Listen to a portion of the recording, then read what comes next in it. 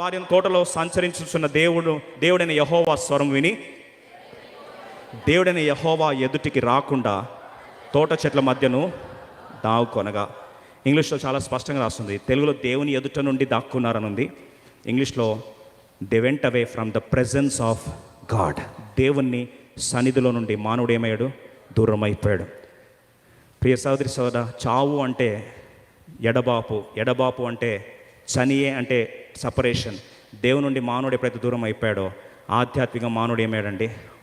సన్నిధిని కోల్పోయాడు. ఆ సన్నిధి కోల్పోయిన కారణమే ఆధ్యాత్మికంగా మానవుడు ఒంటరితనము చేత బాధపడుతున్నాడు. ఎందుకు చెప్తున్నాను ఈ మాట అంటే, ఒక ప్రాముఖ్యమైన సత్యాన్ని మీకు జ్ఞాపకం చేయాలని ఆశపడుతున్నా. నేచర్ హ్యూమన్ బిహేవియర్ అనే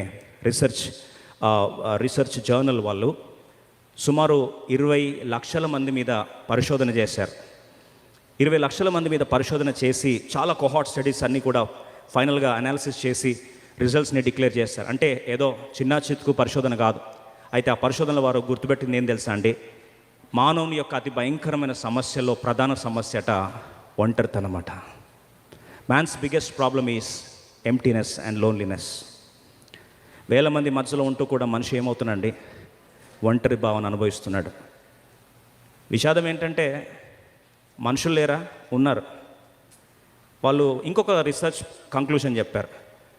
సోషల్ మీడియా నెట్వర్క్ అనేది ఎక్స్ప్లోడ్ అయిన తర్వాత ఒంటరితనం అట 10 రెట్లు పెరిగిందట. అర్థమైందండి? సోషల్ మీడియాలో ఏం చేస్తాం? ఒకరు మనం ఏమవుతాం? టచ్లో ఉంటాం. ఒప్పుకుంటారా? ఆ టచ్లో ఉన్న తర్వాత ఒంటరితనం ఎంత పెరిగిందంట? మరి టచ్లో ఉంటే ఒంటరితనం ఏం కావాలా? తగ్గాలి. Digital explosion made man more lonely. 10 మంది కూర్చొని 10 మందికి 10 ఫోన్లు ఉంటాయి. అర్థమైన వాళ్ళకి అర్థమైనంత. ఇక్కడే కూర్చొని నాన్న కేక్ తినరా అంటే హ్యాపీ క్రిస్మస్ అని ఎవరికో పెడుతుంటారు. వాళ్ళు ఇంకెవరికో పెడుతుంటారు. పాపం కుటుంబం కలిసి ఒకరు ఉంటారు, కానీ మనసులు ఎక్కడ ఉంటాయి? వేల మంది మధ్యలో ఉండి కూడా ఒంటరితనం, లక్షల మంది మధ్యలో ఉండి కూడా ఒంటరితనం. ఈరోజు కాదంటారండి? మనిషి సమస్య అది కాదంటారా? ఒప్పుకుంటారు లేదా? ఎందుకు చెప్తున్న మాట అంటే, ఒంటరితనము ప్రేమించేవారు, అభిమానించేవారు కోట్ల మంది చుట్టుపక్కల నీ పక్కన కూర్చుంటే కూడా నువ్వు ఒంటరిగానే భావిస్తున్నావంటే దాని సమస్య మనుషులు పక్కన ఉన్నారో లేదో అని కాదు. విషాదమైన సమస్య ఏంటంటే మనిషి ఆధ్యాత్మికంగా ఏమైపోయాడండి? ఒంటరివాడైపోయాడు. The biggest cause of chronic illnesses, the biggest cause of cardiovascular illnesses, the biggest cause of obesity, లావ్ అవడం కూడా కారణం అట. ఏది? ఒంటరితనం. కాబట్టి నెక్స్ట్ టైం చెప్పండి రీజన్ ఎందుకు లావ్ అవుతున్నామంటే. రీసెర్చ్ ప్రూవ్ అయిందండి, ప్రూఫ్ ఉంది. ఒంటరితనం అట మనిషిని ఏం చేస్తుంది?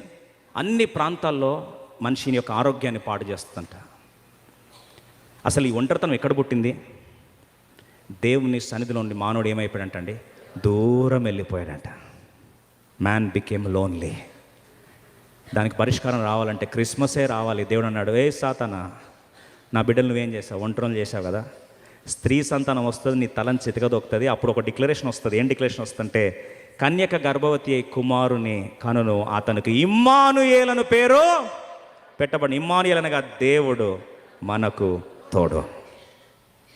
ఏ తోడైతే మానవుడు కోల్పోయాడో ఏదైనా తోటలో, దానికి తిరిగి ఆ సన్నిధి యొక్క ప్రసన్నతను తిరిగి సమకూర్చిందే ఈ పర్వదినం, అదే క్రిస్మస్ శుభదినం.